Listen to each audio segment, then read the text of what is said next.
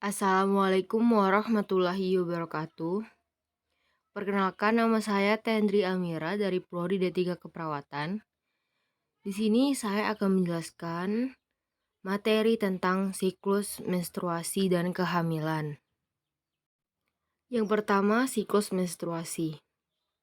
Jadi, siklus menstruasi adalah proses perubahan hormon yang terus-menerus dan mengarah pada pembentukan endometrium, ovulasi, serta peluruhan dinding jika kehamilan tidak terjadi.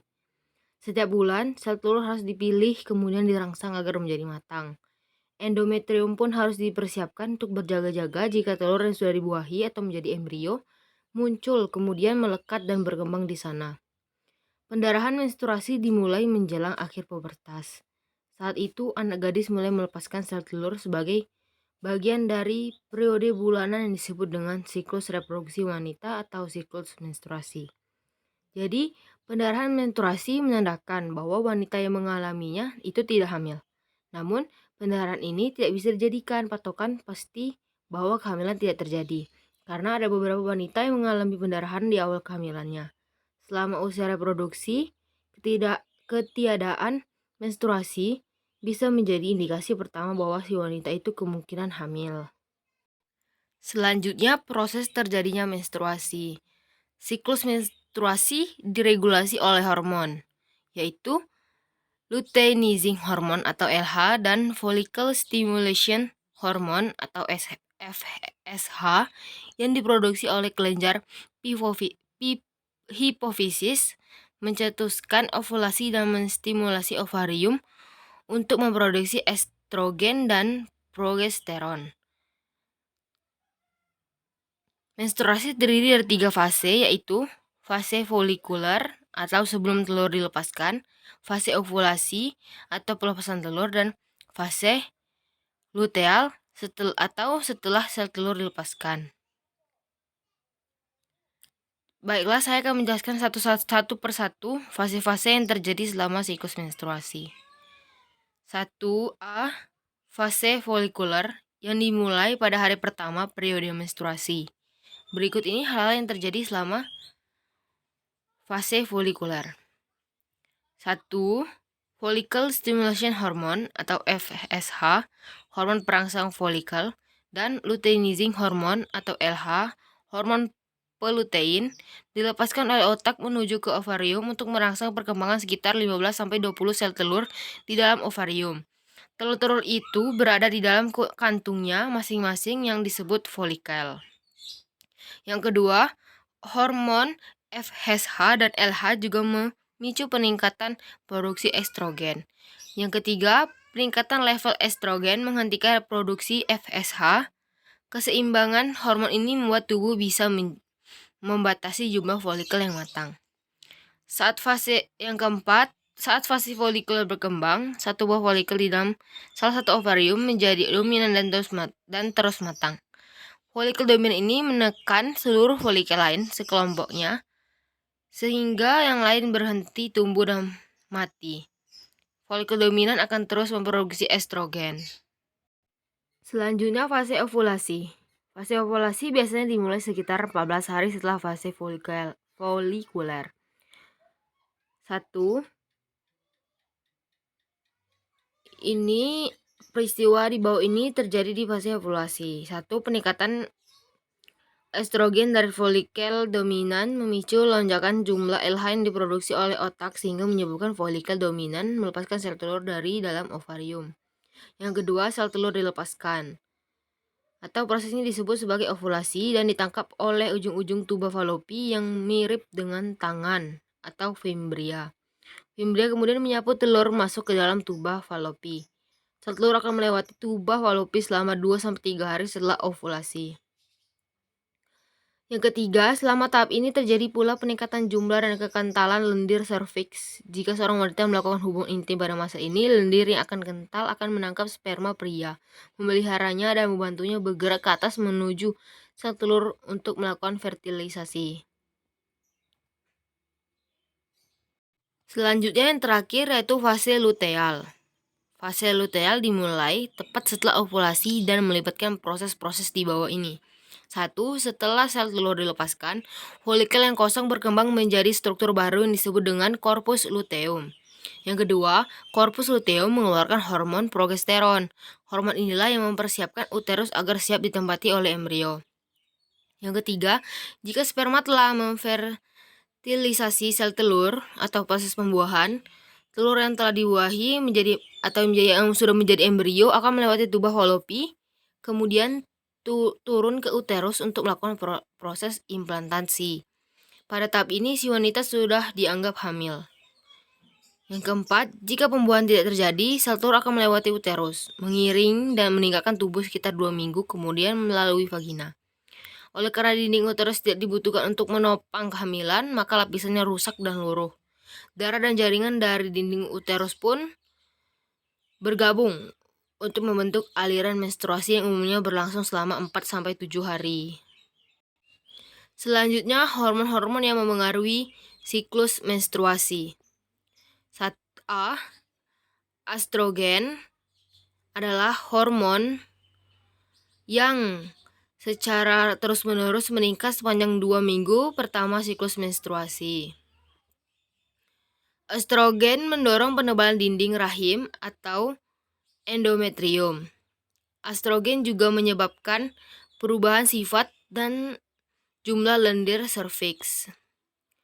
Progesteron adalah hormon yang diproduksi selama pertengahan akhir siklus menstruasi.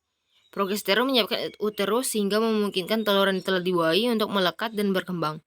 Jika kehamilan tidak terjadi, level progesteron akan turun dan uterus akan meluruh dindingnya, menyebabkan terjadinya pendarahan menstruasi. Yang ketiga, follicle stimulation hormone atau FSH terutama berfungsi untuk merangsang pertumbuhan folikel ovarium. Sebuah kisah kecil di dalam ovarium mencekram sel telur. Yang keempat, luteinizing hormone atau LH adalah hormon yang dilepaskan oleh otak dan bertanggung jawab atas pelepasan sel telur dari ovarium atau ovulasi. Ovulasi biasanya terjadi sekitar 36 jam setelah peningkatan LH. Alat prediksi ovulasi mengetes peningkatan level LH atau sinaga. Jadi, selama menstruasi, arteri yang memasok dinding uterus mengerut dan kapilernya melemah. Darah mengalir dari pembuluh yang rusak, melepaskan lapisan-lapisan dinding uterus. Pelepasan bagian-bagian ini tidak semuanya sekaligus, tapi secara acak. Lendir endometrium dan darah turun dari uterus berupa cairan.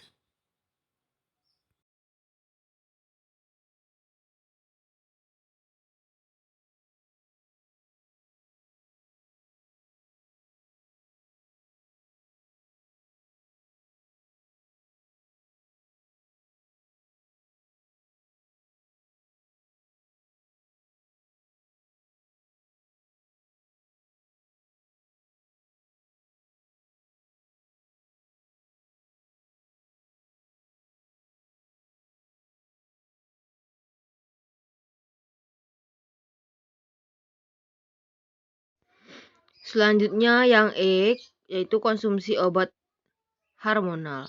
Konsumsi obat tertentu seperti kontrasepsi hormonal dan obat yang dapat meningkatkan hormon prolaktin sehingga menyebabkan perubahan siklus menstruasi. Metode kontrasepsi akan memanipulasi siklus menstruasi karena hormon-hormon yang diproduksi memaksa tubuh untuk membentuk siklus buatan. Dan yang terakhir, gangguan endokrin. Penyakit-penyakit endokrin seperti diabetes, hipotiroid, serta hipertiroid yang berhubungan dengan gangguan menstruasi. Prevalensi amenorrhea dan oligomenorrhea lebih tinggi pada pasien diabetes. Hipertiroid berhubungan dengan oligomenorrhea dan lebih lanjut menjadi amenorrhea. Hipotiroid berhubungan dengan polimenorrhea. Selanjutnya, cara menghitung siklus menstruasi. Menstruasi yang normal berlangsung kurang lebih 4-7 hari. Jumlah darah yang dikeluarkan sekitar 2-8 sendok makan. Sementara satu siklus menstruasi rata-rata adalah 28 hari. Tetapi panjang siklus 24-35 hari masih dikategorikan normal. Sistem kerja tubuh wanita berubah-ubah dari bulan ke bulan, tapi ada beberapa wanita yang memiliki jumlah hari yang sama persis setiap siklus menstruasinya. Cara menghitung siklus menstruasi yaitu dengan menandai hari pertama keluarnya darah menstruasi sebagai siklus hari ke-1. Panjang siklus rata-rata wanita adalah 28 hari. Namun rata-rata panjang siklus menstruasi berubah-ubah sepanjang hidup dan jumlahnya mendekati 30 hari saat seseorang wanita mencapai usia 20 tahun dan rata-rata 26 hari saat seseorang wanita mendekati masa menopause, yaitu di sekitar usia 50 tahun. Hanya sejumlah kecil wanita yang benar-benar mengalami siklus 28 hari. Selanjutnya ada beberapa kategori siklus menstruasi. Yang pertama, eumenorrhea atau normal. Eumenorrhea yaitu siklus menstruasi yang teratur dengan interval pendarahan yang terjadi antara 21 sampai 35 hari. Yang kedua, polymenorrhea. Polymenorrhea merupakan siklus menstruasi yang lebih pendek dari biasanya atau kurang dari 21 hari dan pendarahannya kurang lebih 1 atau lebih banyak dari normal. Yang ketiga, oligomenorrhea adalah menstruasi jarang atau sangat sedikit, atau lebih tepatnya periode menstruasi terjadi dengan interval yang lebih lama dari 35 hari dengan jumlah menstruasi 4-9 kali saja dalam setahun. Penyebabnya bisa bermacam-macam, seperti perubahan hormon di masa perimenopause, Prader-Willi syndrome, PCOS, gangguan makan seperti anoreksia nervosa dan bulimia nervosa, dan lain-lain. Dan yang keempat, amenorrhea. Amenorrhea adalah absennya periode menstruasi selama 3 bulan di usia reproduksi, yaitu absennya menstruasi selama 3 bulan pada wanita yang memiliki siklus menstruasi normal sebelumnya. Baiklah, selanjutnya saya akan menjelaskan kehamilan. Jadi kehamilan adalah proses perkembangnya embrio di dalam uterus setelah terjadinya fertilasi atau pembuahan. Pada saat terjadi implantasi, embrio akan merangsang kelenjar-kelenjar dalam dinding uterus untuk memproduksi hormon HCG atau Human Chorionic Gonadotropin. Adanya HCG di dalam urin dapat dipakai sebagai indikator dalam uji kehamilan. Dan juga menurut Federasi Obstetrik Ginekologi Internasional, kehamilan adalah penyatuan spermatozoa dan ovum yang dan dilanjutkan dengan implantasi. Kehamilan terbagi dalam 3 trimester, di mana trimester ke-1 berlangsung dalam 12 minggu. Pada trimester pertama, belas tulah akan berkembang menjadi 3 lapisan, yaitu lapisan endoderm atau lapisan dalam, lapisan mesoderm atau lapisan tengah, dan lapisan ektoderm atau lapisan luar. Proses terbentuknya ketiga lapisan ini dinamakan gastrulasi. Selanjutnya pada trimester kedua, yaitu 15 minggu. Trimester kedua kehamilan terjadi pada minggu ke-13 sampai 28 kehamilan. Pada trimester ini, organ vital bayi seperti jantung, paru-paru, ginjal, dan otak sudah lebih berkembang, sehingga ukurannya menjadi lebih besar. Bayi juga mulai bisa mendengar suara dan menelan. Selanjutnya, pada trimester ketiga, tepatnya minggu ke-37, usia kandungan, tubuh, serta organ janin sudah terbentuk sempurna. Kepalanya sudah tertutupi rambut halus, bagian kelamin seperti testis atau labia sudah terbentuk, dan kuku janin sudah tumbuh panjang. Baiklah, itu saja yang bisa saya sampaikan. Lebih kurangnya mohon maaf apabila ada salah atau keliru. Wassalamualaikum warahmatullahi wabarakatuh.